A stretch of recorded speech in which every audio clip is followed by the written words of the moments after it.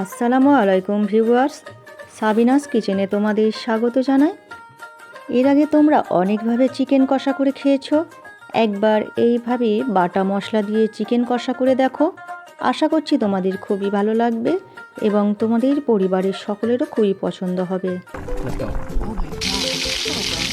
Aha. Yes.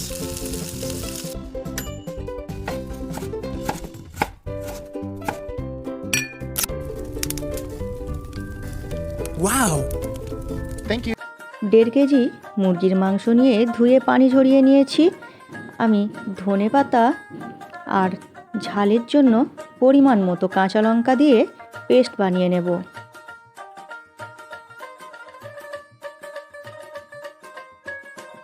কড়াইতে যে কোনো তেল তোমরা ব্যবহার করতে পারো।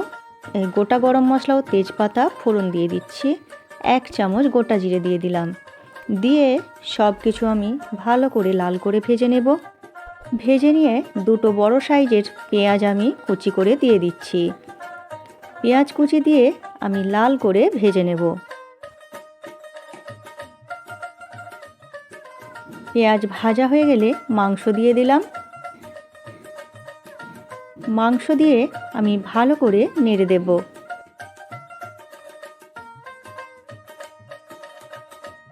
দিয়ে দিচ্ছি 3 চামচ আদা রসুন বাটা আর বানিয়ে রাখা ধনেপাতা কাঁচা লঙ্কার পেস্ট। দিয়ে দিলাম 2টো বড় টমেটো কুচি, 1 চামচ ভাজা জিরে গুঁড়ো, 1 চামচ ভাজা ধনে গুঁড়ো দিয়ে আমি ভালো করে নেড়ে দেব।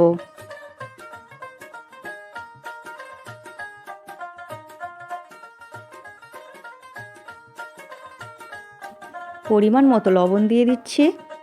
এরপর আমি মাংস কিছুক্ষণ ঢাকনা দিয়ে ঢেকে ঢেকে আমি কষিয়ে নেব। আমার রেসিপিটি তোমাদের এই পর্যন্ত পছন্দ হলে একটা লাইক করে দিও। পরবর্তী রেসিপি কী পেতে চাও সেটাও কমেন্ট করে জানিও। আমি মাঝে মাঝে ঢাকনা খুলে খুলে নেড়ে দিচ্ছি। দিয়ে আমি যতক্ষণ না মাংস থেকে কাঁচা গন্ধ যায় ততক্ষণ আমি কষিয়ে নেব মাংস। 1 চামচ গরম মশলার গুঁড়ো দিয়ে দিলাম। দিয়ে আমি মাংস কষিয়ে নেব। আমি মাংসে কোনো আলাদাভাবে পানি অ্যাড করিনি, মাংস থেকেই পানি বেরিয়েছে। এই পানিতেই আমার কষানো হয়ে যাবে। আমি কিছুটা পেঁয়াজের বেরেস্তা ছড়িয়ে দিলাম। দিয়ে আমি কষিয়ে নেব।